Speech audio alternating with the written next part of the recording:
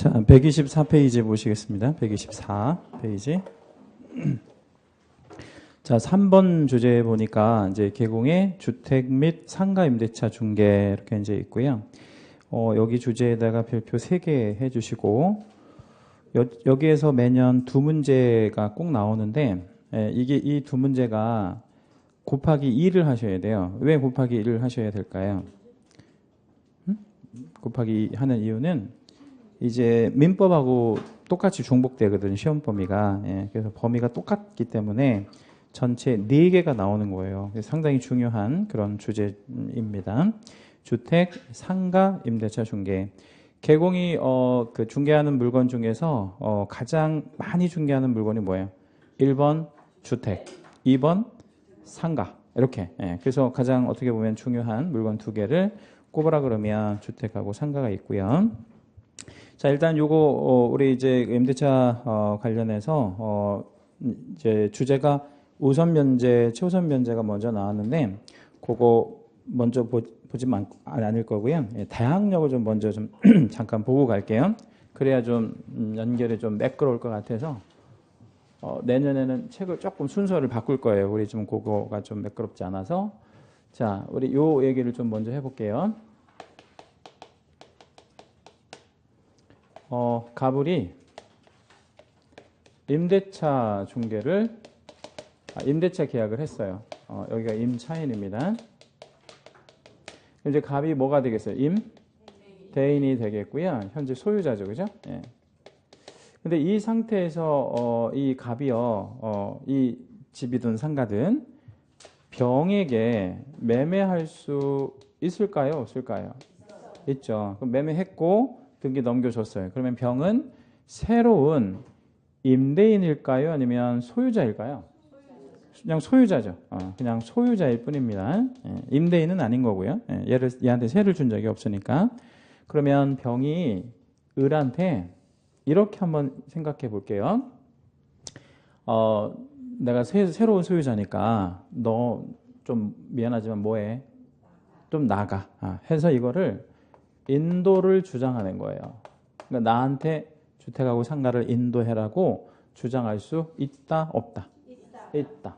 그러면 얘는 나가야 돼? 아니면 계속 버틸 수 있어? 나가야 되는 게 원칙입니다. 자, 왜 나가야 될까요? 그 말을 반대로 하면 을은 병에게, 새로운 소유자에게 자신의 권리를 뭐 할 수 없다는 거예요. 주장할 수 없다. 이걸 이제 대항할 수 없다. 같은 말입니다. 왜 그럴까요? 왜? 임차인은 대항력이 없어서. 근데 왜 임차인은 대항력이 없죠? 계약은 뭐 얘도 계약이고 얘도 계약인데. 응? 채권이라서. 근데 뭐가 바뀌었기 때문에? 소유권. 달리 표현하면 물건이 바뀌었기 때문에. 물건 변동이 생기기 때문에 채권은 물건에 대항할 수 없는 게 원칙이잖아요. 그래서 우리 법률 격언 중에 이런 거 우리 민법 시간에 배우셨을 거예요. 뭐는 뭐를 깨뜨린다. 그런 거 말고. 이런 거 안 배웠어요? 매매는 임대차를 깨뜨린다. 이거 안 배웠어요? 배웠잖아. 그러니까 매매는 임대차를 깨뜨린다가 바로 뭐냐면 물건이 변동이 되면 채권은 깨지는 게 맞다라는 거예요. 대항할 수 없는 게. 해서 우리 이제 70년대 드라마를 못 보신 분들 계실 텐데 70년대 드라마가 이제 이런 게 좀 주로 있었어요. 원래 주인은 소유자 갑은 되게 뭐해? 착해요. 착해. 근데 새로운 소유자인 병은 어떻게? 못돼 먹었어. 해가지고 이제 주인이 바뀌어요. 바뀌면 이제 어떻게? 을은 쫓겨나야 되는데 쫓겨날 때 이제 날씨가 뭐가 와? 눈이나 비가 이렇게 항상 오고요. 그리고 을은 그 을한테 애가 많아. 애가 많고 그리고 애들은 뭐를 잘해 또 말을 되게 잘해. 공부도 잘하고 말도 잘하고 그리고 을의 아버지는 없어 집에. 어디 가냐면 외국에 이제 이렇게 돈 벌러 갔어. 뭐 사우디나 이런데 그런 드라마들이 되게 많이 나왔거든요. 그래가지고 사람들이 막 울고 불고 막 난리가 나고 이제 공부는 사는 거지 얘한테. 그런 드라마들이 되게 많이 나오는데 요즘 드라마는 그런 거 안 쓰죠. 요즘에는 왜 그런 드라마를 쓰지 않을까요? 그게 사람들한테 안 먹히는 것도 있지만 제도가 바뀌어서 그래.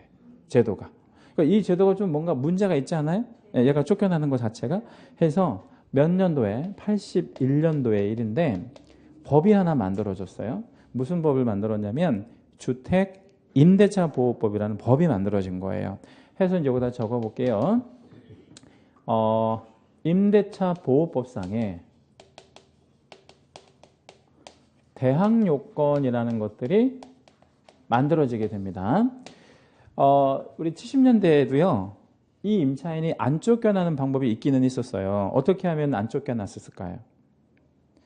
70년대에도 이 법이 만들어지기 전에도 임차인이 쫓겨나지 않는 방법이 있었긴 했었어요. 어떻게 하면? 등기하면. 등기하면 대항력이 생겼었다고. 근데 등기를 하려면 현실적인 문제가 생기잖아. 어떤 문제가 생기지?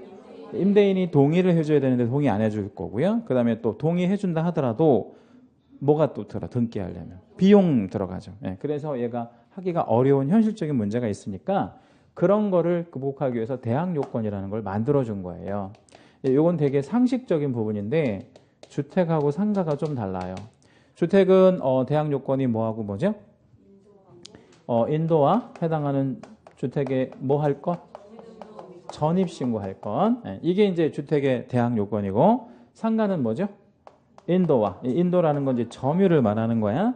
그리고 사업자 등록 신청. 이렇게 정확하게 기억을 하고 계셔야 돼. 이렇게 갖추면 이거를 무슨 요건이라고요? 대항 요건. 그러면 여기서 이제 아까 현실적인 문제를 다시 한번 얘기해 볼게요. 임차인이 등기하려면 두 가지 문제 있다 그랬지? 임대인의 동의와 비용. 이거는 그러니까 소위 말해서 대항 요건이라고 하는 것이 임대인의 동의가 필요 없어요. 일단 전입신고하는데 사업자 등록하는데 임대인의 동의가 안 들어가잖아요. 돈 들어가? 안 들어가. 해서 무료로 할 수 있고 임대인의 동의는 필요 없으니까 아주 손쉬운 방법으로 할 수 있겠고 얘가 그거를 할 가능성이 많아지죠. 예. 해서 이게 이제 갖추어지면 언제 생겨요? 이 길. 예, 이 길. 몇 시부터? 0시부터 뭐가 발생해? 대항 요건을 갖췄으니까 이제 대항역이 생기는 거예요. 이걸 이제 대항역이라고 해요. 예. 자, 그러면 사례를 좀 바꿔볼게요. 사례를 좀 바꿔보겠습니다. 임차인이 이제 현재의 임차인이야. 70년대 임차인이 아니고요. 현재의 임차인이라고 치고 얘가 뭐를 갖추었다고 한번 가정해보죠. 대항역을 갖고 있다고 한번 생각해 보겠습니다. 예, 그러면 새로운 소유자가 인도를 주장할 수 있어요? 없어요? 없어. 그러면 얘는 오히려 을은 B형한테 자신의 권리를 주장할 수 있어요? 없어요?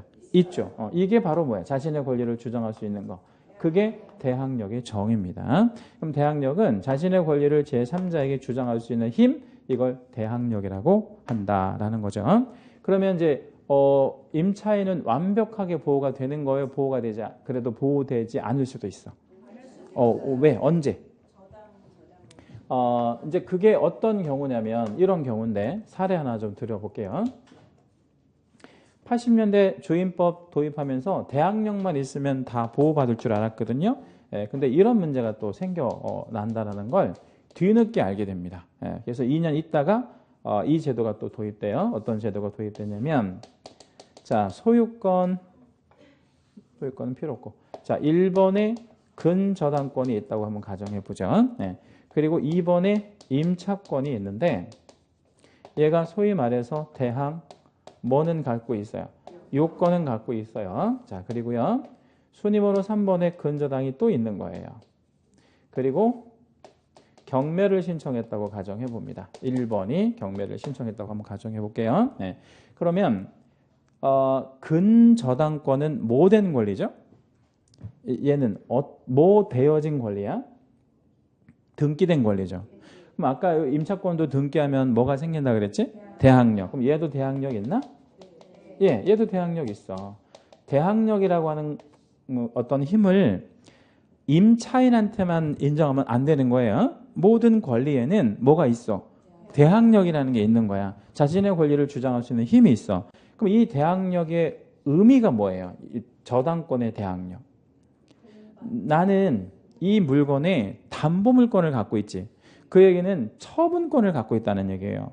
나는 이 주택이랑 상가를 뭐 할 거야? 처분할 거야. 처분해서 뭐 할 거야? 돈을 변제받을 거야. 그래서 지금 그걸 하고 있잖아요. 경매를 신청하고 있잖아. 근데 얘도 이제 소위 말해서 뭐가 있어? 대항력이 있는 거지. 대항 요건을 갖췄으니까. 예. 그러면 이 대항력의 의미는 뭐야? 나는 계속해서 여기서 살겠다는 거잖아. 근데 얘는 뭐 하겠다는 거고 지금? 집을 팔겠다는 거고 얘는 계속해서 살겠다는 거니까 이 대항력과 이 대항력이 충돌하죠. 그럼 어떤 대항력이 깨져야 되겠어요? 응? 어떤 대항력이? 그러니까 물권, 채권 얘기는 여기서는 의미가 없어. 왜냐하면 똑같이 대항력을 우리 주임법, 상임법에 의해서 만들었기 때문에 이제는 물권, 채권은 의미가 없고 여기서는 뭐가 의미가 있냐면 선순위냐 후순위냐의 문제가 이제 나오잖아요. 그럼 얘가 뭐야? 선순위 대항력이잖아. 그럼 후순위 대항력은 뭐 하는 게 맞아? 당연히 깨지는 게 맞단 말이야. 그럼 쫓겨나? 네, 쫓겨나야지. 자, 그러면 얘가 이제 경매를 신청했으니까 돈으로 바뀔 거 아니야. 환가가 되는 거야. 이제 집은 없어졌어. 집은 없어지고 뭐가 남은 거야, 이제? 돈이 남았지. 그럼 돈을 어떻게 줘야 돼? 나눠줘야지. 그걸 배당이라고 하거든요. 경매에서. 배당은 누구를 제일 먼저 줘야 되겠어요? 얘를 왜 먼저 줘? 얘한테 우선 변제권이 있어서. 우선 변제권 있어서 돈이 좀 남았어요. 누구 줄까요? 얘. 누구를 줘야 되겠어? 얘를 줘야 돼? 얘를 줘야 되겠어? 그게 되게 중요해. 2번을 주고 싶은 건 우리 심정이 그런 거야. 심정이. 얘를 줘야 돼. 얘를 왜 줘? 우선 변제권이 있으니까. 그럼 얘는 돈을 받아? 못 받아? 못 받아. 돈이 남아도 뭐 안 줘요. 돈이 나오면 누구 줄 거예요? 4번은 없어. 소유자. 돈이 나오면 소유자를 줘. 그러니까 임차권이라는 것은 돈을 받는 권리가 아니라는 거예요. 뭐 하는 거야 그냥? 사용 수익하는 권리지 돈을 받는 권리가 아니라는 거야. 근데 저당권은 뭐를 받는 권리야? 돈을 받는 권리니까 돈을 줘야 되는 거지. 얘는 돈을 받는 권리가 아니잖아. 그래서 배당에 참가할 수 없어. 그냥 쫓겨나 아니면 뭐 이사비라도 받아. 그냥 쫓겨나. 이사비 누가 줘? 아무도 주지 않아요. 그러면 주택임대차, 상가임대차 보호법 만들어도 의미가 없잖아. 해서 이제 뒤늦게 생각한 게 뭐냐면 얘가 임차권자가 뭐에다가 대항 요건에다가 뭐를 갖추게 되면 그렇죠. 확정일자를 갖추게 되면 얘기가 좀 달라져. 한번 갖춰볼게요. 대항 요건에다가 뭐를 갖추면 확정일자를 갖추면 얘한테 이제 인정한대. 뭘? 우선 변제권을 인정한대. 자, 그럼 여기서 조심하셔야 될 거는 확정일자는 대항력과는 아무 상관이 없는 거야. 그러니까 이거 혼동하시면 안 돼. 확정일자는 뭐하고 아무 상관이 없어? 대항력하고는 상관이 없어. 오히려 대항력은 뭐하고 상관이 있는 거야? 대항 요건하고 상관이 있는 거지. 그럼 확정일자는 뭐하고 상관이 있어? 우선 변제권하고 상관이 있는 거야. 그러면 이제 얘가 확정일자를 받은 시점이 1번, 2번 정도에 받았다는 거야. 3번보다 빨리. 그럼 이제 그 환가된 돈이 있을 거 아니야. 그러면 이제 주는 거를 투자로 뭐라고 한다 그랬지? 배당. 자, 배당 순위를 한번 다시 나열해 볼게요. 어떻게 해야 돼? 그 다음에 2번. 그 다음에 3번. 아까랑 달라졌잖아요. 자, 그러면 우선 변제권의 정의를 한번 내려봐요. 우선 변제권은 우선하다는 거잖아요. 그치? 우선하다는 거. 누구보다? 얘보다 우선하는 게 아니고. 그런 의미겠죠? 자, 그러면 사례를 좀 바꿔볼게요. 여기에다가 또 다른 임차권자를 하나를 더 넣어볼게요. 여기에다가 대항 요건을 한번 갖추는 거야. 근데 얘는 안타깝게 뭐를 안 받았어? 확정일자는 안 받은 거야. 근데 얘를 좀 조사를 해보니까 얘가 금액이 얼마 안 되는 애야. 소액인 거야. 얘 그러면 배당해주면 배당해줘야 돼? 안 해줘야 되겠어? 제도가 없다고 가정하면 안 해줘야지. 왜냐면 얘 확정일자 안 받았으니까. 그래서 이제 가장 마지막에 도입된 게 뭐냐면 얘를 위해서 뭔가 필요하겠구나 라고 생각해서 도입한 제도가 있어. 그게 바로 뭐냐면 얘 이거 안 주면 어떻게 되겠어? 이게 전재산이니까 죽을 거 아니야. 그치? 죽을 수밖에 없잖아. 해서 얘한테는 뭐를 인정하냐면 이런 우선 변제권을 인정하는 게 아니에요. 그럼 뭐를 인정할 거야? 최우선 변제권이라는 거를 인정할 거예요. 자, 뭐를 인정한다고? 최우선 변제권. 자, 그러면 최우선 변제권은 이런 의미입니다. 돈을 줄 때, 이런 애들을 무시하고, 이런 애들을 무시하고, 권리관계가 가장 마지막에 형성은 되긴 했지만, 누구를 먼저 주겠다는 거야? 얘를 먼저 주겠다는 거야. 맨 앞으로 땡겨가지고. 이걸 뭐라 그래? 최우선 변제권이라 그래. 그 대신 요건은 확정일자가 필요 없어. 뭐이기만 하면, 소액이기만 하면 주는 거야. 자, 질문. 소액이라는 개념은, 명확해요? 아니면 좀 그 추상적인 개념이야? 추상적이지. 왜 추상적이야? 얼마인지 어떻게 알아? 예를 들어서 소액이 100만 원이 소액일 수도 있는 거고 100억이 소액일 수도 있는 거고 다르잖아요. 그러면 소액이라는 건 기준이 필요해? 기준 필요 없어? 있어야 되고. 자, 이 제 질문에 답변해 주세요. 지역마다 다르다. 오, 지역마다 달라. 왜? 우리 그 주택이나 상가를 얻는 비용이 지역마다 다 다르니까. 그럼 서울이 제일 뭐해? 제일 비싸. 나머지 지역은 좀 싸고요. 시기에 따라 다르다. 시기. 그러니까 10년 전 소액과 지금 소액이 다르겠지. 그래서 두 가지가 달라. 그러니까 무슨 얘기냐면 지역에 따라 다르고 시기에 따라 다 달라. 그건 이제 우리 기본서가 나오면 보여드릴 거예요. 어떻게 다른지는. 여기는 지금 수록이 안 돼 있고. 그러면 이 소액에 대한 예를 하나만 들어봐 드릴게요. 오늘 현재 우리 서울은 기준하면 1억에 3,400만 원을 최우선으로 변제해 줍니다. 얼마요? 1억 중 3,400. 그럼 1억은 뭐고 3,400은 뭘까요? 1억이 소액의 기준이고 3,400은 실제로 주는 돈을 말해. 그럼 봐요. 1억이면 1억을 다 주는 게 아니라는 거야. 자, 왜 그러냐면, 자, 1억인데, 얘가 1억인데, 최우선으로 1억을 다 줘버리면, 문제가, 커진다기보다는 생겨. 어떤 문제가 생겨요? 얘네들이 못 받을 수도 있어. 왜냐면 소액이 한두 명이 있는 건 아닐 수 있으니까, 방마다 소액이 있을 수 있으니까, 얘네들을 다 줘버리면 문제가 생기잖아. 해서 다 주는 게 아니야. 그럼 얼마만큼만? 그러니까 3,400이니까 딱 어느 정도를 말하는 거야. 아니 그게 아니고 안 죽을 만큼. 얘 안 죽을 만큼만 주는 거야. 그러니까 1억 중에 3,400도 없으면 죽잖아. 그죠? 여러분 입장을 바꿔서 생각해 봐요. 내가 1억이 전 재산이야. 근데 한 번에 딱 떼이게 된 거야. 그럼 여러분 어떤 생각을 할 수밖에 없어요. 죽어야 되겠구나 이런 생각을 할 수 있잖아. 내가 1억이라는 게 전 재산이면 근데 거기서 국가가 얼마는 그래도 보호를 해주겠다는 거야. 3,400 그러면 다시 생각할 수 있잖아. 그래 이 돈으로 다시 한번 시작해보자 이렇게. 그러면 사례를 바꿔볼게요. 3,400이면 얼마 줄까요? 다 주는 거예요. 그러니까 얘는 보호를 해주는 거야. 여기까지는 좀 어려운 질문 드릴게요. 3,000이면 얼마를 줄까요? 3,400 줘야지. 왜냐면 3,400을 국가가 보호해 준다고 그랬으니까. 그랬죠. 3,000이면 3,000을 주는 거야. 3,000 줬는데 3,400을 주면 그 사람 땡 잡게? 그런 일은 없다.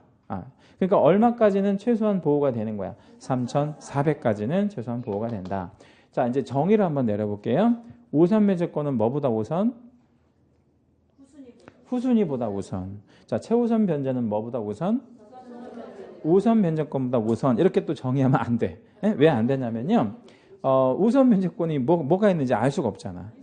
그래서 이렇게 표현을 해요. 다른 이런 애들을 뭐라고 하지? 이런 거 뭐라 그래? 담보물권. 그래서 다른 담보물권보다 우선한다 이렇게 얘기해. 근데 여기서 조심하셔야 될 거는 최우선 변제를 절대적 권리로 생각하면 안 돼. 무슨 얘기냐면 최우선 변제가 다른 권리보다 우선한다 이렇게 하면 틀려. 왜? 얘가 봐요. 다른 권리보다 이렇게 나가면 절대적 권리가 돼버린다고. 그러니까 다른 권리라는 건 세상의 모든 권리를 말하는 거잖아. 그건 아니라는 거야. 왜냐하면 최우선 변제보다 더 빠른 게 있어.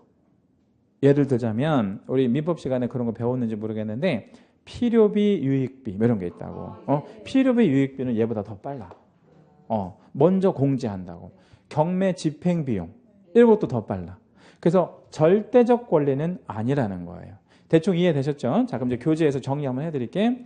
자, 우리 125페이지에 보시면 중간에 표 하나 있어요. 중간에 우선 변제권과 최우선 변제권을 비교해 놓은 표 있는데 우선 변제권의 한번 보겠습니다. 뭐보다 우선한다고 돼 있죠? 후순위 권리, 기타 채권보다에다가 채색하고요.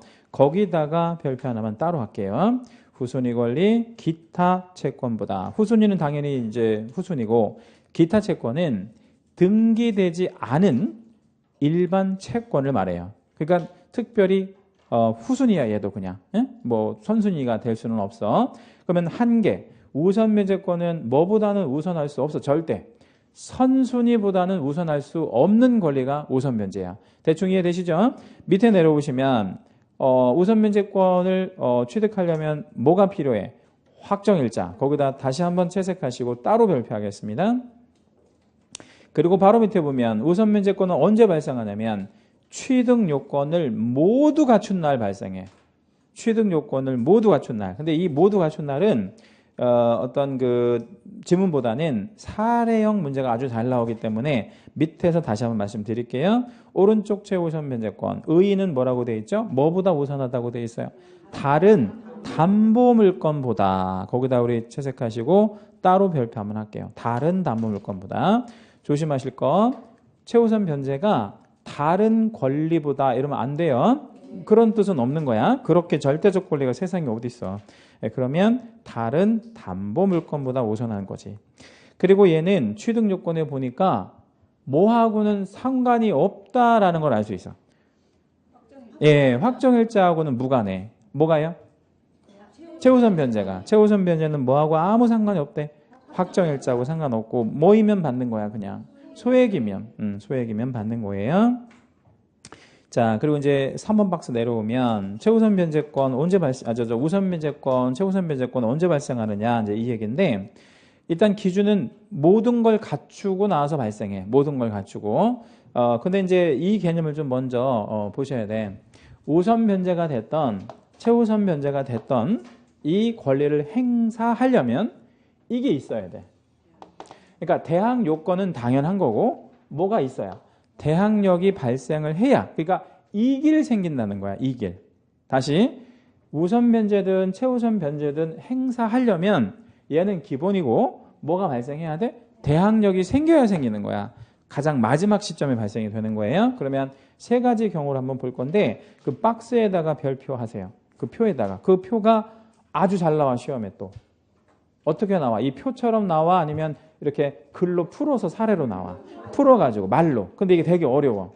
예, 그래서 이거를 써가면서 하는 게 좋아. 이게 아주 시험에 아주 잘 나오거든요. 자, 그러면 이제 세 가지 경우를 한번 볼 건데 점유와 전입신고를 1월 1일 날 했대. 예를 들어서 그러면 대항력이 언제 생겨? 1월 2일 날 생기잖아요. 근데 확정일자도 같은 날 받은 거야. 그러니까 모든 걸 다 같은 날 받은 거야. 1월 1일 날 싹 같이 받았어. 그러면 우선 변제권은 모든 게 다 생겨야 생긴다 그랬잖아. 그럼 언제 생겨? 1월 2일 날 0시에 생기는 거야. 자, 첫 번째 줄 대충 이해 되셨어요? 예. 자, 그럼 가운데 1월 1일 날 전입했고요. 확정일자는 1월 2일 날 받은 거야. 자, 그런데 이제 확정일자 얘기를 좀 잠깐 해볼게요. 밑에 여백에다 한번 적어볼게요. 확정일자를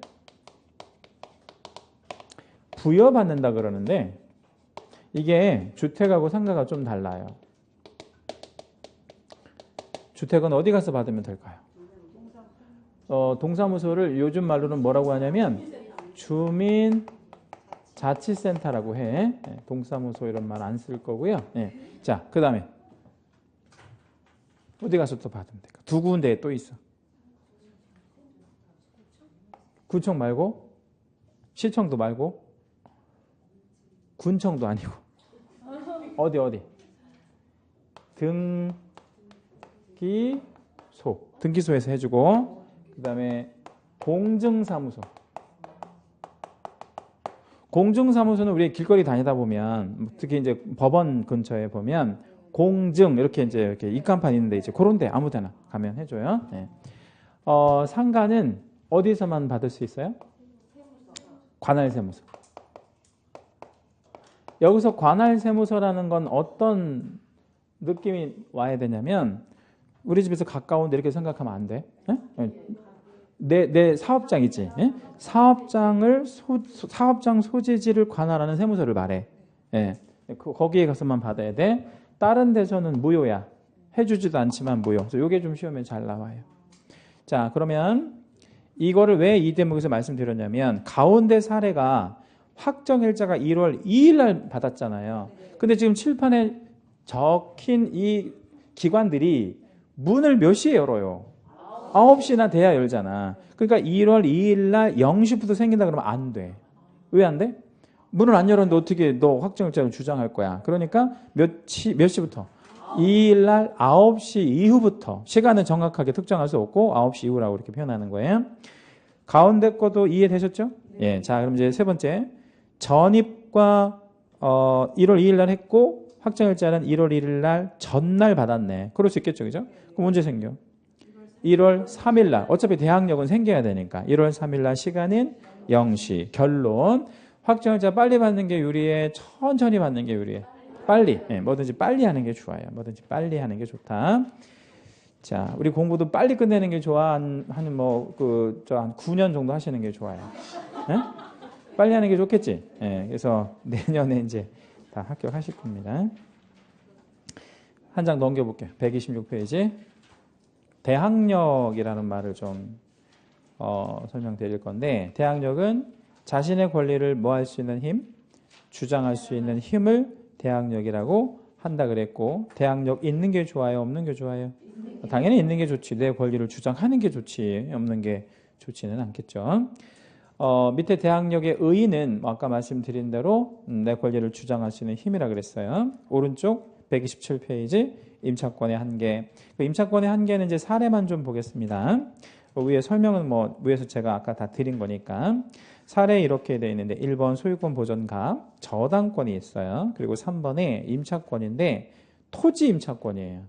토지라는 단어에다가 동그라미 하나만 잡아보세요. 토지라는 단어에다가 동그라미. 자, 우리나라 임대차 보호법은요. 칠판 잠깐 볼게요. 뭐하고 뭐에만 있어요? 주택하고 상가에만 있어요. 뭐에는 없어. 토지 임대차 보호법은 존재하지 않아요. 나중에 농지는 좀 이런 게 있긴 한데 농지는 나중에 공법 시간에 다시 공법 설명 때 배우실 거고 토지 임차권에서는 뭐 하지 않으면 등기하지 않으면 대항력을 주장할 수가 없는 거예요. 그래서 그 상태에서 등기가 안 된 상태에서 소유권이 넘어갔어요. 그러면 새로운 소유자에게 대항할 수 있어 없어요? 없지. 당연히 쫓겨나는 게 맞다. 근데 이런 등기하려면 아까 말씀드린 대로 동의의 문제, 또 비용의 문제 이런 게 생기기 때문에 이제 그 현실적으로 어렵잖아요. 해서 80년대 넘어오면서 뭐가 만들어졌다고요? 특별법. 특별법의 이름이 뭐야?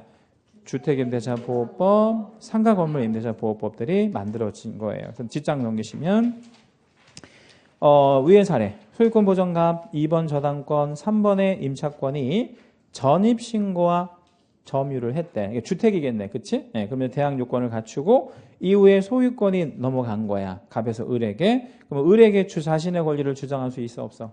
있어. 왜냐면 뭐가 생겼으니까 이제 대항력이 있으니까 그런 거죠. 근데 이 대항력이 절대적 권리는 아닌 게 한계가 또 존재합니다. 밑에 보니까 소유권 보전갑 저당권이 잡혔고 이 저당권이 2번 저당권이라는 게 중요해. 선순위 저당권. 그리고 임차권은 대항 요건은 갖췄고 경매를 신청했어. 거기서 경매 신청할 임의 경매 신청할 권리가 뭐밖에 없어요? 저당권밖에 없는 거야. 원래 임차권은 경매 신청권이 없거든요. 그러니까 저당권이 경매했다는 거예요. 당연히. 그러면 소유권이 갑에서 을에게 넘어가는데 원인이 매매가 아니고 경매에서 낙찰받은 거야. 을은. 그러면 이 을은 저당권 때문에 소유권을 취득한 거지. 저당권이 경매를 신청해서. 그러니까 순위가 을의 순위는 2번이라고 봐야 되는 거야. 해서 여기 3번 임차인은 을에게 대항할 수 없다라는 거야. 왜 없어? 저당권 때문에 깨지는 거니까. 네, 그래서 얘는 쫓겨 나는 게 맞다. 근데 얘는 확정일자가 보시다시피 없잖아요. 그러니까 얘가 그냥 쫓겨나는 게 좀 억울하면 뭐라도 받아놓는 게 좋아. 확정일자. 예, 그렇지 않으면 돈 못 받는다 이 말이에요. 그다음 오른쪽에 이제 129페이지에 보면 대항력의 발생 시점 뭐 이렇게 있는데 거기도 박스로 막바로 들어가고요. 이건 이제 제목을 좀 먼저 잘 보면 주택 임차인의 전입일자와 타 권리 등기일. 그럼 타 권리라고 하면 뭐를 생각하시면 이해하시기가 쉬워요? 저당권. 저당권. 그래서 이제 제가 사례를 하나 좀 거기 박스 맞춰서 한번 드려볼게요. 전입일자. 그죠? 지금 전입일자를 보자는 거지? 네, 그거 하고 저당권 설정이라고 비교를 한번 해볼게요. 저당권 등기라고요.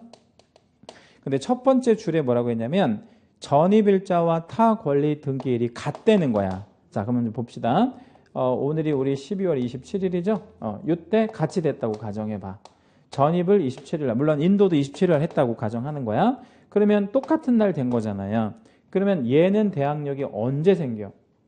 28일 0시. 얘는 언제 생겨? 27일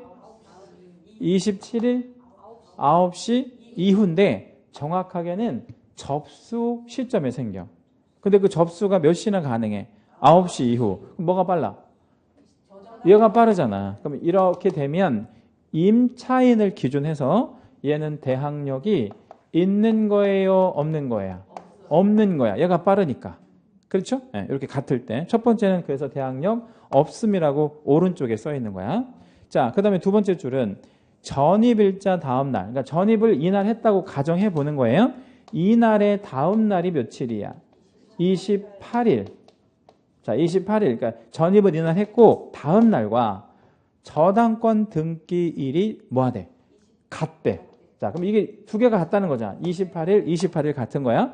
참고로 요거는 이거의 다음 날을 얘기한 거야. 전입은 얘는 어제 했어, 어제. 예. 자, 그러면 이게 두 개가 같으면 점점점 임차인은 대항력이 있어, 없어? 있어. 왜 대항력이 있어? 얘는 0시, 얘는 9시나 돼야 생기니까 9시간이 빠르잖아요. 해서 얘는 대항력이 있는 거야. 그래서 두 번째 줄은 대항력 있다고 판단해야 돼. 세 번째는 뭐라고 했냐면 전입일자 다음 날과 타권리 등기일이. 그러니까 12월 28일이 계속 지금 다음 날을 보는 거예요. 근데 이 날과 12월 20 뭐가 더 크다는 거지? 얘가 빠르다는 거니까 29일이라고 해야 돼. 얘가 더 빠른 경우니까. 여기 하루가 빠르다는 거니까. 이렇게 하면 얘는 대항력이 있어 없어? 당연히 있지. 빠르니까. 이런 개념이고. 네 번째 줄은 뭐냐면 전입일자 다음 날과 타권리 등기일이 그러니까 12월 28일 역시 전입은 27일에 다 한 거예요. 그런데 이제 다음 날과 비교했을 때 얘가 더 빠르다는 거야. 하루가 더 빠르대. 27. 이쪽이 빠르다는. 네, 그러면 임차인을 기준으로 해보면 대항력이 있어 없어? 없어요. 이렇게 결론을 내주는 거예요. 네, 그래서 이런 것들이 다 이해하고 계셔야 되고 중요하고 그렇습니다. 그 다음에 이제 뒷장을 한번 넘겨볼게요. 우리 꼭 경매 아니더라도 가등기가 되어 있으면 좀 얘기가 달라지는데 거기 1번, 2번, 3번 사례 이렇게 되어 있는데 이게 이제 우리 딱 종이로 보여드리는 그 사례라서 이게 좀 이해하시기가 좀 어려운 항목이에요. 그래서 제가 이거를 칠판에다가 제가 좀 다시 옮겨가면서 시점을 좀 이렇게 보정해가면서 설명을 다시 드릴게요. 이게 무슨 얘기냐면 소유권 보전이 값 앞으로 되어 있어요. 2번으로 누군가가 가등기를 했는데 을이야. 에? 근데 이 가등기는 뭐를 하려고 가등기를 해놓은 거지? 본등기 하려고. 그래서 매매를 예약한 거예요. 매매 예약한 거야. 나 이거 살 거야 라고 예약을 했어. 근데 가등기를 치게 되면 밑에 뭐가 실려? 매매 예약을 했으니까 이거를 완결할 수 있는 공간이 필요하잖아. 근데 이 완결을 밑으로 쭉 내려가서 하면 의미가 없잖아. 그러니까 가등기는 항상 뭐가 실린다? 이걸 뭐라 그래? 공란이 실려줘야 돼. 가등기를 이제 우리 한자로 좀 쓰면 이렇게 써요. 가등기 이렇게 쓰는데 이걸 가등기라고 그래. 그러면 이 가자를 한번 읽어볼까요? 이 가자가 한자로 무슨 의미가 있을까요? 이 가자가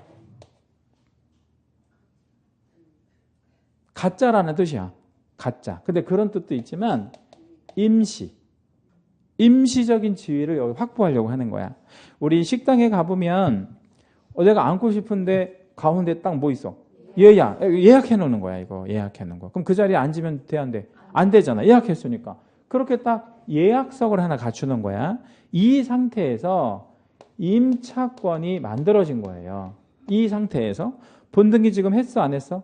본등기 안 했어요. 얘가 대항 요건을 갖췄다. 그리고 다음날 대항력도 생겼다. 이런 건 중요하지 않아. 왜 중요하지 않냐면 잘 봐요. 이렇게 이제 먼저 된 거야. 지금 이거 뭐만 된 상태에서? 가등기만 된 상태에서 임차권이 지금 만들어진 거야. 질문? 이 임차권 누가 잡아준 거야? 이 임차권 당사자가 누구냐고? 이 임차인하고 을이야, 갑이야? 갑이 임차권을 설정해 준 거라고. 을은 해준 적이 없어. 그런데 이제 얘가 예약을 뭐 할 수 있어, 이제? 실행하는 거를 완결이라 그래? 완결을 할 수가 있단 말이야. 그럼 뭘 주고? 대금 주고 완결을 시켜버렸어. 그러면 어떻게 하면 돼? 본등기를 할 거야. 본등기 어떻게 들어가? 순위번호 4번으로 들어가. 요 자리로 들어가. 요 자리로. 자, 들어가 볼게요. 갑에서 누구에게로? 을에게로. 그러면 이제 요렇게 등기가 딱 됐잖아? 그런데 이렇게 딱 되는 순간 양립이 안 되는 관계가 성립이 돼요. 양립이라는 건 뭐냐면 서로 설 수가 없다라는 관계가 되는 거야. 뭐하고 뭐가 서로 설 수가 없어. 이 현상과 이 현상이 존재할 수가 없는 현상이 되는 거야. 왜 존재할 수 없는 현상이 돼? 소유자가 을인데 얘가 누구랑 계약을 하고 있어? 갑이랑. 얘가 해줬어? 안 해줬잖아. 그러니까 양립이 안 되는 거야. 그럼 본등기가 실행이 되면 양립할 수 없는 권리들은 모두 말소가 되는 거야. 얘가 등기가 됐던 등기가 안 됐던 상관하지 않고 모두 말소. 얘한테는 대항할 수 없는 거야. 새로운 소유자니까. 해서 결론 내면 뭐 된 집에 들어가면 위험해? 가등기 된 집에 들어가면 위험하고, 우리 입장에서 본다면 가등기 된 집을 중개하면 안 돼. 여기에서 이런 거는 어때요? 지금 뭐가 안 된 상태를 얘기하는 거냐면 본등기가 안 된 상태를 얘기하는 거야. 소유권 이전이 또 올 수 있어, 없어? 있어요. 자, 갑에서 병에게로 넘어갔다. 매매. 이거 위험해, 안 위험해? 위험해. 뭐 하면 위험해? 본등기하면 이것도 양립할 수 없는 거잖아. 소유자가 을인데 왜 병하고 갑하고 계약해? 말이 안 되지. 얘도 직권말소. 무효. 다. 그래서 이거 위험한 물건이 되는 거예요. 그래서 우리는 모든 물건은 중개하는데 신중하게 해야 돼. 가등기 뭐 이런 거 되게 위험한 물건들입니다. 그 다음에 이제 쭉 내려가시면 6번에 대항력과 우선면제권의 비교 뭐 이런 말이 있는데, 대항력하고 우선면제권은 좀 개념이 다르죠? 어떻게 다른지 한번 저한테만 답변해 주실래요? 대항력과 우선면제권은 어떻게 달라? 대항력은 자신의 권리를 그냥 주장하는 거고, 우선면제권은 돈 받고 나가겠다는 거지. 그러면 반대적인 개념이네? 왜? 대항력은 계속 주장하는 거고, 우선면제권은 돈 받고 나가겠다는 거니까 다른 개념이야. 전혀 어떤 그 개념 자체가 다르다고. 그 다음에 7번에 대항요건의 유지라고 있는데, 일단 그거는 채색을 좀 한번 할 건데요. 두 번째 줄 가운데에 이런 말 나와요. 경매 절차의 배당 요구 종기 이렇게 돼 있죠. 거기다가 채색을 한번 해주시고요. 별표도 하나 할게요. 경매 절차의 배당 요구 종기까지 채색하시고 별표. 자, 무슨 얘기냐면 칠판 잠깐 볼게요. 이거를 뭐라고 하지? 내자로? 대항 요건. 이거 언제까지 갖고 있어야 되느냐 이거야. 이거를. 근데 참고로 그 집에 경매가 넘어갔어. 그 집에 경매 들어간 거야. 이거 언제까지 유지하고 있어야 되느냐. 이런 문제가 나올 수 있잖아. 근데 나는 이사를 당장 가고 싶어. 그럼 언제까지는 갖고 있어야 되겠어? 돈 받을 때까지가 아니고 지금 여러분 채색한 데까지. 그 채색이 뭐야? 배당 요구 종기일까지. 그러니까 이거를 언제까지 유지하고 있으라고? 배당 요구 종기일까지 갖고 있으라는 거야. 돈 받을 때까지가 아니라. 이것도 중요해요. 대항 요건은 언제까지 유지하라고? 배당 요구 종기일까지. 그래야 돈을 받을 수 있어. 먼저 이사 가면 돈 못 받아요? 먼저 이사 가면 왜 돈을 못 받아? 먼저 이사 가버리면 뭐가 깨져? 대항력이 깨져. 대항력이 깨지면 우선 면적권은 당연히 소멸이야. 대항력이 있어야 우선 면적권도 의미 있다 그랬잖아. 그러니까 주택 임차인이든 상가 임차인은 경매 넘어갔을 때 해당하는 주택하고 상가에 언제까지 살아야 된다고? 배당 요구 종기일까지. 그건 이제 머릿속에다 넣어 놓으시면 되는 거야. 그런데 내가 배당 요구 종기일까지 기다리려고 보니까 3달이 걸리는 거야. 예를 들어서 나는 근데 당장 이사 가야 돼. 그럴 필요가 있을 수 있겠죠. 그럴 수 있잖아. 그럼 그렇게 하려면 어떻게 가야 될까요? 전입신고를 어떻게? 그거 방법도 있긴 한데 그 방법보다 더 좋은 방법이 있는데. 쇼파? 그거 말고 그런 좀 아날로그적인 거 말고 좀 현실적인 방법, 좋은 방법이 있는데 쇼파 놓고 뭐 이런 거 말고 등기하면 되지. 등기. 에? 등기하고 빠지면 좋잖아. 그래서 이제 조금 이따 이제 등기 얘기를 할 거고요. 대항력 유무의 조사 확인 뭐 이렇게 돼 있는데 우리 중개할 때는 대항력이 있는지 없는지 기존 임대차 관계를 조사할 필요가 있어요. 왜 그러냐면 자 칠판 잠깐 볼게요. 임차인이 지금 요 사례에서는 2명 있지. 그죠? 2명. 근데 또 들어갈 거야. 어떤 사람이. 또 들어가려고 해. 그러면 얘 받고 그리고 얘 받고 밑에 받겠죠. 그러니까 새로 들어가야 되는 이것도 중요하지만 이게 얼마인지도 중요하지만 선순위 임차인들이 얼마 갖고 있는지 확정일자 받았는지 안 받았는지 이것도 중요해 안 중요해? 중요하잖아. 그러니까 다 조사해 줘야 된다고 우리가. 근데 우리는 그거를 조사할 권한이 없잖아요. 해서 누구한테 동의를 받아서 누구한테 도움을 받아서 임대인 소유자 소유자의 동의를 받아서 그 협조를 받아서 조사해서 그걸 설명해 줄 필요가 있고 그러면 이거를 조사하는 걸로 비교해 보면 기본 확인 사항, 세부 확인 사항. 세부 확인 사항이야. 왜 세부 확인 사항에 들어가?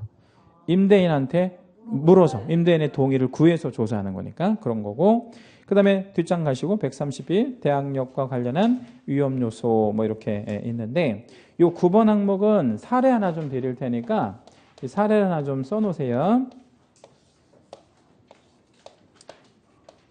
근저당권 있고요. 5천만 원 있습니다. 2번으로 임차권이 있는데 얘가 2억이에요. 근데 얘가 뭘 안 갖고 있냐면요. 확정일자를 안 갖고 있어요. 물론 대항 요건은 갖고 있습니다.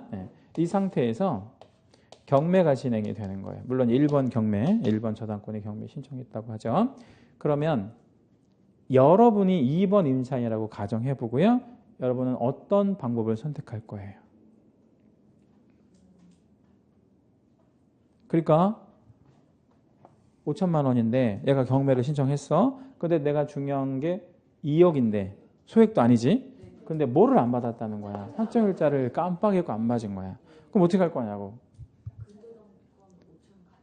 누가 갚아? 내가 갚아버리는 거야. 그거를 뭐라고 하냐면 대위변제라고 그래요. 대신해서 변제해버리는 거야. 그러면 대위변제가 되면 얘가 뭐를 만족한 거지? 채권 만족했잖아. 무효인 등기가 되는 거야. 그럼 이거는 좀 어려운 말로 기준권리가 될 수가 없어. 그러니까 얘를 내보낼 수가 없는 거야.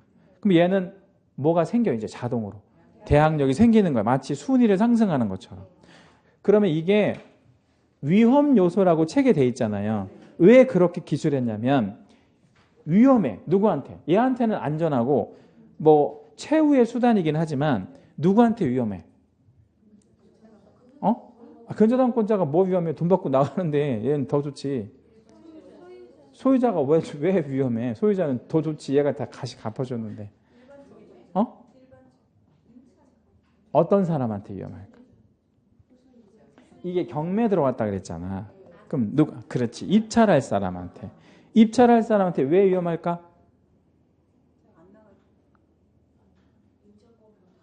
이걸 만약에 경락을 받으면 낙찰을 받으면 무슨 문제가 생기냐고. 2억을 인수해야 돼. 인수라는 말 알죠? 또 안아야 돼. 이거 굉장히 위험한 물건이 되는 거야. 입찰할 사람한테는. 근데 얘한테는 이 방법밖에는 없지만 낙찰 받을 사람한테는 위험한 물건이 되는 거예요. 이해되시죠? 자, 그러면 대의 변제는 언제까지 할 수 있느냐? 거기다 채색을 한번 할게요. 맨 아래줄. 대금 뭐 하기 전? 납부하기 이전까지. 대금 납부 이전까지에다가 채색해 주시면 돼요. 그러니까 뭐 하기 전까지만 하면 된다는 거야. 낙찰자가 대금 납부하기 전까지 대의 변제 가능하대. 그러면 위험성이 상존하고 있는 거잖아. 그치? 네, 그래서 이건 위험한 물건이라고 생각하시면 돼요. 이런 물건은 입찰할 사람 입장에서요. 그 다음에 이제 5번에 보면 임차권의 공시제도가 있는데, 요 얘기는 바로 여기다 이제 칠판에다가 한번 좀 써가면서 설명을 좀 정리해서 드릴게요. 자, 칠판을 잠깐만 봐주시고요. 임차권을 등기하는 제도가 두 가지 종류가 있는데, 얘도 굉장히 중요한 얘기입니다. 하나는 민법 규정에 의한 임차권 등기가 있고, 다른 하나는 보호법 규정에 의한 임차권 등기가 있어요. 보호법은 두 가지가 있죠. 뭐하고? 주택하고 상가, 주상 이렇게 쓰겠습니다. 자, 민법 규정에 의한 임차권 등기는 같이 가서 하는 거예요. 이걸 공동신청이라 그래. 누구랑 누가 같이 가서 등기를 할까요? 임대인과 임차인이 같이 가는 거예요. 임대인을 뭐라고 부르고 임차인을 뭐라고 부를까요? 등기용어로. 등기 의무자. 등기 의무자. 얘는 등기 권리자라고 얘기해요. 의무자, 권리자. 그럼 권리자는 뭐 하는 애가 권리자인 거야? 그 등기를 해서 이득을 보는 애. 이득을 보는 애가 권리자야. 얘가 이득을 보잖아. 그치? 네. 그러면 어디 가서 등기해? 어디 가서? 등기소에 가서. 같이 가서 등기하는 거야. 누구 때문에? 임차인 때문에. 얘 좋자고. 얘 채권 회수나 뭐 안전하게 보호받기 위해서 등기관이 이 신청 자체가 문제가 없으면 격려해 주겠죠? 등기를 맞춰주는 거. 그러면 이제 뭐가 생겨? 임차권 등기를 했으니까. 대항력 생기고요. 그죠? 네. 플러스 뭐도 생겨? 우선 변제권도 생기는데 여기서 조심하실 건 이 우선 변제권은 주상만 생기는 거예요. 요거 주의하셔야 돼. 임차권 등기를 하면 뭐가 생긴다고? 우선 변제권도 생기는데 물건은 딱 두 개 물건만 생긴다는 거야. 무슨 물건? 주택과 상가만. 그럼 만약에 토지 임차권 등기를 했어. 토지 임차권 등기를 한 거야. 그럼 뭐는 생기지만 대항력은 생기지만 뭐는 없어. 우선 변제권은 없어요. 특별히 주택하고 상가에만 인정하는 거야. 매우 특이하게. 조심하셔야 되고. 그럼 이제 보호법에 의한 임차권 등기는 어떤 경우 때문에 그러냐면 이것 때문에 그래요. 아까 이거 언제까지 유지하고 있어야 된다 그랬지? 대항요건? 배당요구? 종기일까지. 근데 이거 배당요구 종기일까지 못 기다려 내가. 나 빨리 이사 가야 돼. 신학기가 돼서 애들 뭐 가야 되는데 안 가면 안 돼. 주소를 빨리 옮겨야 돼. 그래야 그 학교를 배당을 받을 수 있어. 그럼 내가 당장 가야 되잖아. 그러면 이 방법이 있다는 거죠. 네, 그럼 이거는 단독으로 신청하는 겁니다. 그럼 여기서 단독은 누구 단독? 임차인 단독. 내가 아쉬우니까 내가 해야지. 그 대신 조건이 있어요. 이걸 신청하는 조건. 첫째, 기간이 뭐 됐는데? 종료됐어. 기간이 종료됐다 이거야. 근데 보증금을 뭐 하지 않았어요? 반환받지 못한 상태. 경매 들어가면 나 그냥 해지하는 거야. 네가 소유권을 유지 못하고 있으니 나 해지해. 그럼 뭐가 되는 거야? 종료. 돈 돌려받지 못해. 예. 지금 임대인 입장에서 경매 들어가는데 돈을 못 줄 거 아니야. 그럼 이 조건이 충족이 돼야 안 돼? 되지. 기간이 끝나는데 돈을 못 주면 누구 혼자? 임차인 혼자 가서 신청한다는 거야. 여기서 중요한 건 등기의 기본 원칙을 깼다는 게 포인트야. 예? 등기의 기본 원칙이 뭐지? 공동인데 단독으로 한다는 거야. 아주 중요해. 자, 그러면 어디 가서 신청해? 아니지. 등기소에 가서 하면 안 돼. 이거는. 주민자치센터는 더 아니고 구청도 당연히 아니고 법원에 가서 신청하는 거야.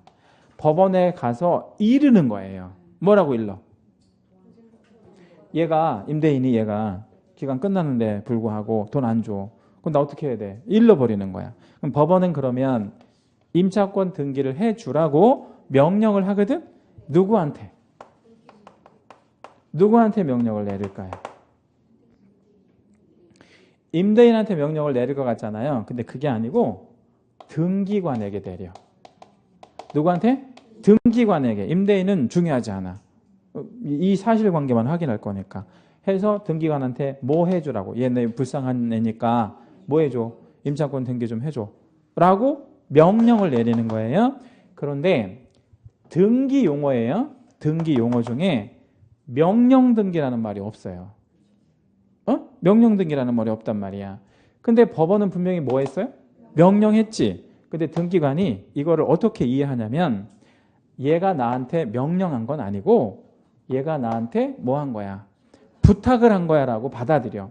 해서 얘는 이거를 촉탁 등기로 이해하면 돼요. 근데 정확하게는 명령 등기가 맞아? 촉탁 등기가 맞아?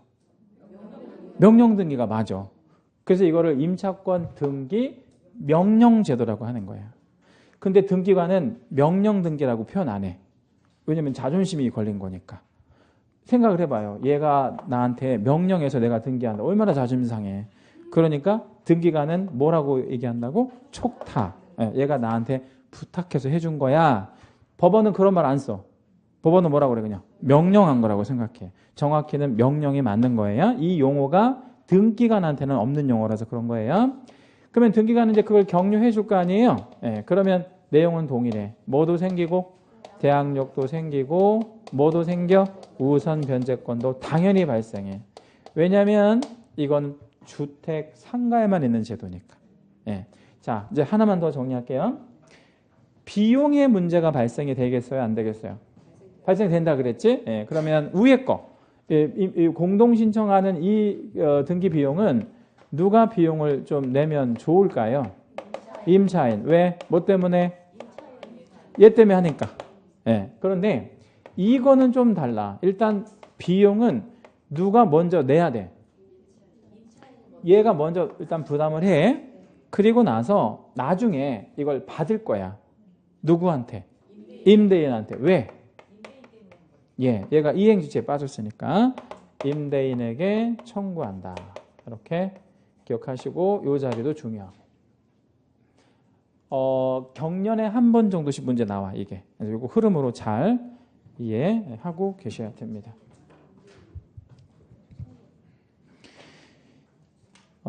교재에서 몇 개만 좀 보고 갈게요.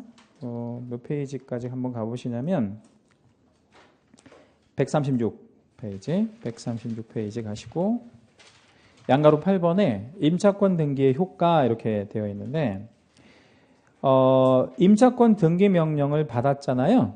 그런데 이미 대항력과 우선매제권을 가진 애가 있을 수 있어 없어요? 있지. 그러면 그 사람한테는 원래 거를 그냥 인정해 주는 거야. 대신 이사 가더라도 그러니까 대항요건을 상실하더라도 대항력이나 우선매제권을 인정해 주는 효과만 있는 거야. 원래 갖고 있었으니까. 근데 임차권 등기 명령 전에 뭐하고 뭐가 없었던 임차인도 있을 수 있어. 대항력과 우선매제권이 없었던 경우도 있을 수 있잖아요. 그런 경우는 뭐 하면 돼? 새롭게 그런 것들을 취득하게 되는 거야. 그런 효과가 있고요. 그리고 9번, 10번 한번 읽어보시고 좀 쉬었다가 다음 시간에 6번 주제 하겠습니다.